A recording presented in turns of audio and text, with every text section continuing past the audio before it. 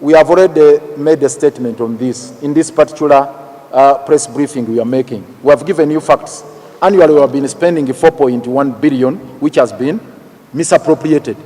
And the people who have misappropriated it are within KCCA here. So we are saying they shouldn't be part of the team that is looking for a solution, because they are the very people who are responsible for this mess. You can't be the one who created the mess and the one who is... No, we can't use the same ideas of those individuals who created this mess to be the same people at the forefront of seeking for solutions to the mess that was created.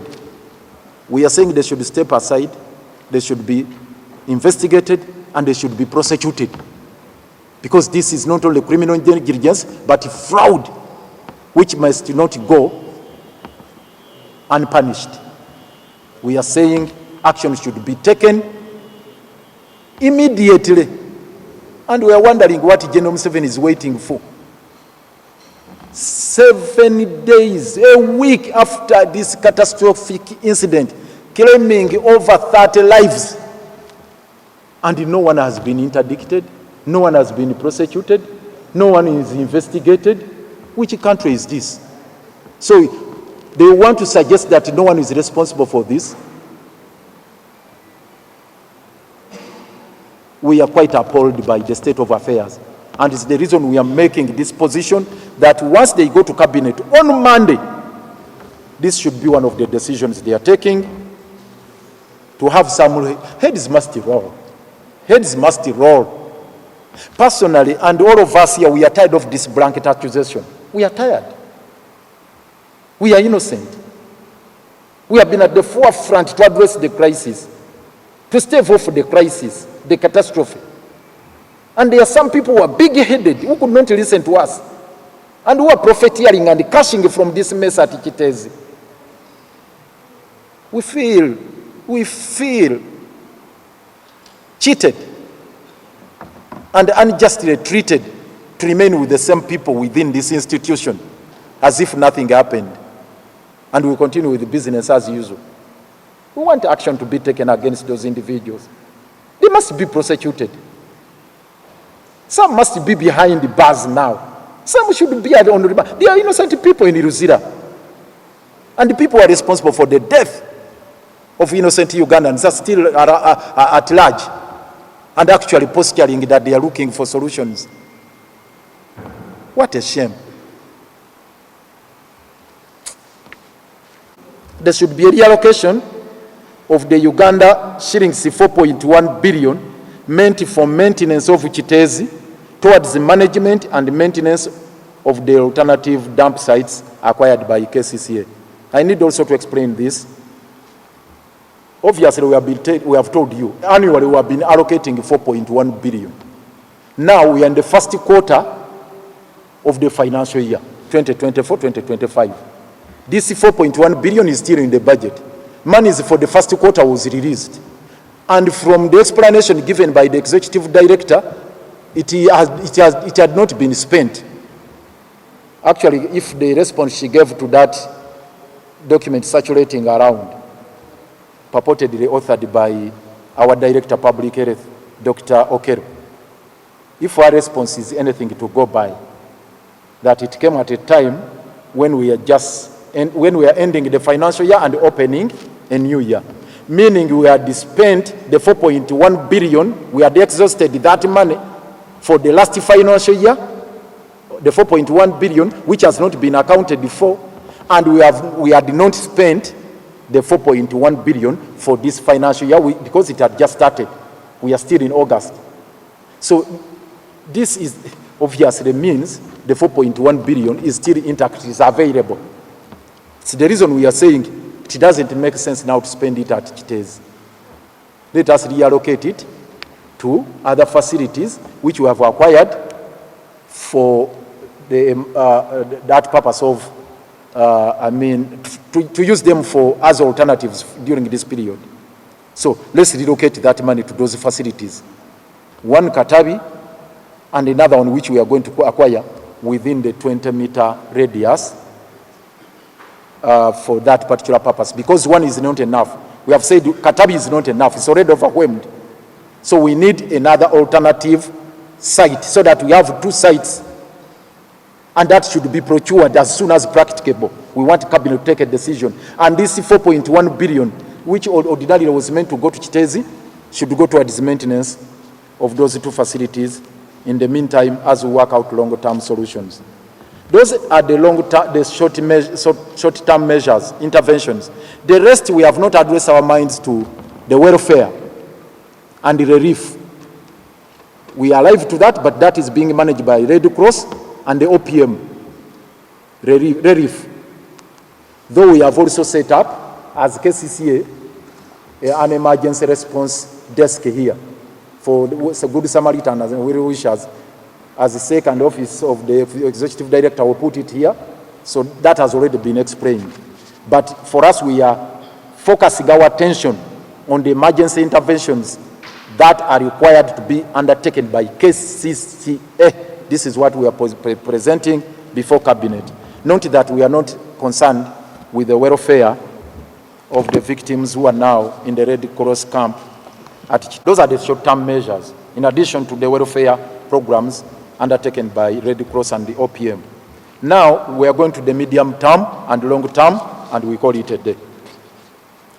According to the research conducted by COWI, waste delivered at Kiteezi include the following compositions, which are effective for generating energy from waste.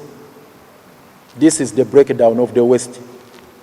The biodegradable waste is 43%. Mixed fines waste, 42%. Plastics, 6%. Animal waste, 3%. Sanitary waste, 3%. Paper or cardboard, 2%. Textile, 0.5%. And the others, 0.5%. As per the budget calendar, the annual budget calendar, government is slated to issue the first budget call circular for the next financial year, 2025-2026. Note me well, quote me well. Going by the annual budget calendar, government is slated to issue the first budget call circular for the financial year 2025-2026 in the next month of September, because the budget cycle starts in September, always. Now this is our suggestion. What should be captured in the budget call circular, which Cabinet is going to prepare, I think on Monday, and they come up with the same in September. We are saying it is imperative that management of solid waste in Kampala and sanitation in general should be high on the list of government priorities, and accordingly, provision of a vote for that purpose should be made to cater for the following. Now let me make a specific demand. This is a specific demand we are making. In all the budget framework papers and in all the budget cycles we have had, there has never been a vote for sanitation. It's an absurdity. We have no specific vote for sanitation. Yet it's our core mandate as a KCCA. There is no vote. In other words, sanitation is not structured, because we don't even have a manager in charge of sanitation. There is a manager in charge of solid waste management, but that one is a component of sanitation. And with the sanitation, generally, we have been bankrolled or funded by development partners and the donors. Largely, Bill and Melinda Gates, Bloomberg, and so on and so forth. Water Aid, GIZ. You find a list, a whole list of development partners funding our sanitation programs. In the wake of this tragedy, it's high time government walk out of that deep slumber and created a vote for sanitation, if not in the entire country, at least for the capital city. We need a vote for sanitation, and it should be clear that this is the amount.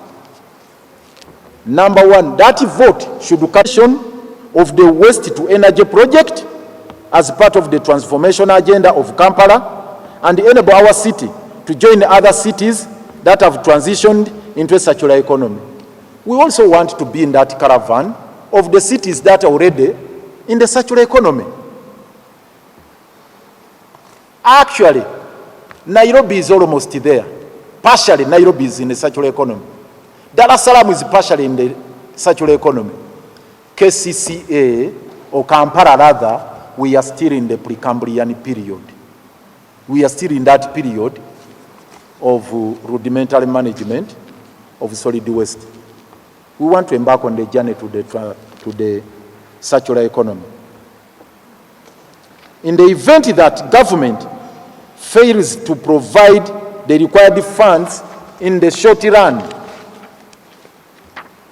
that is in the forthcoming year, for us to be able to transition into a circular economy where you have garbage recycled and you have that cycle. Therefore, said government policy of capping power purchase tariff at 5 cents should be revisited and adjusted to between 8 to 11 cents to be able to attract foreign investment. We are saying, look here, if a vote cannot be provided and the government cannot in the short run finance our waste to energy policy, at least let the government relax, adjust the tariff, the capping of the tariffs for power purchase at 5 cents. And it goes to around 8 to 11 so that we get foreign investors to invest in this critical sector. We generate electricity 60 megawatts within our area of jurisdiction, which can go into the national grid. It is possible, it is achievable if at all we have commitment on the part of government. Number two, in the short, about the short term and the medium term and the longer term interventions. Number two, investing in building a modern and state-of-the-art recycling plant at a new site acquired within a radius of 20 kilometers from the state center. Now, this shouldn't be mixed up with the earlier proposal or intervention of acquiring an alternative land dump site within a radius of 20 meters. That is for the time being. But in addition to that, we need a state-of-the-art recycling plant. Not in Dundu.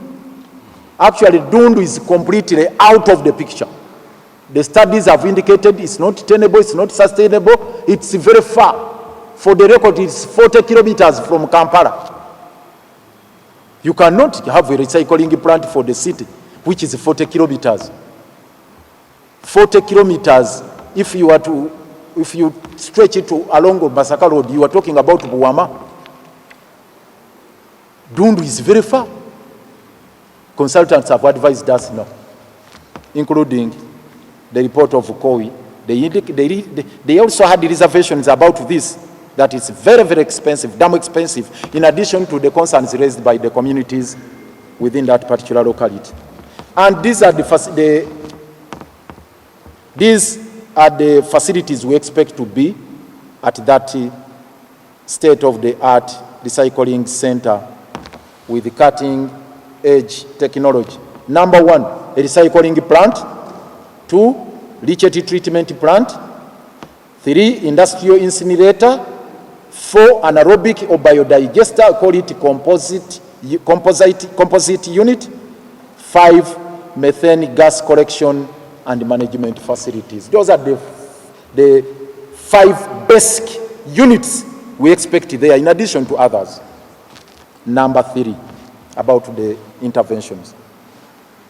Government should do environment or reallocation of funds from non-critical votes or sectors, or process a supplementary budget to finance some of the aforesaid interventions, but more specifically to cater for the other priorities clustered among the unfunded priorities in our current budget to forestall potential disasters in other sectors, which we have highlighted down here. I'm just going to list them and call it a day. Now, again, to explain this, we are demanding as an institution, government should do an immediate environment of funds from what we consider to be nugatory expenditure. There are lots of votes they appropriated in the current budget, which are not so critical, which are not so relevant for the development agenda of our country and the city.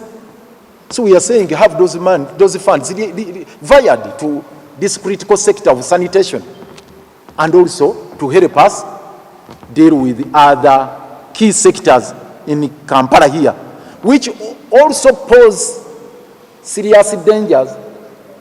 And this is what we want to point out now. They are dangers because we have this business. When a catastrophe befalls us, we come out, we do that kind of, we talk tough, like a Genome 7 can talk tough, but eventually no action is taken. So we are saying these are the funding gaps in the current budget, and this is the last item. Funding for roads and drainage improvements, including compensations to create access, for the persons affected on some of these projects, the project affected families or households. What government provided the required amount is 200 billion. What is allocated is 43 billion. We have a deficit of 157 billion. I hope you are getting these figures correct. We need for infrastructure transformation, roads only, roads and drainages, at least this budget, we needed only 200 billion. What government has allocated is 43 billion. And we're having a funding gap of 157 billion. The physical planning function, which is so critical in the transformation agenda, it requires 2.5 billion to finish a structure plan. We have to finalize a structure plan for Kampala, and we want 2.5 billion. Government has not allocated even a single coin. The whole of it is unfunded. And therefore you have a city which is unplanned. And the disaster we are going to have is exploring of structures which are not supervised by our engineers, and they will collapse. You will see buildings collapsing and killing people because our planning unit is not given money to do its work. 2.5 billion, which is budgeted, no money. Now people will be constructing structures the way they want without any supervision, and pretty soon you will see those tumbling down and killing so many people. Structures are going to kill people in Kampala, collapsing buildings.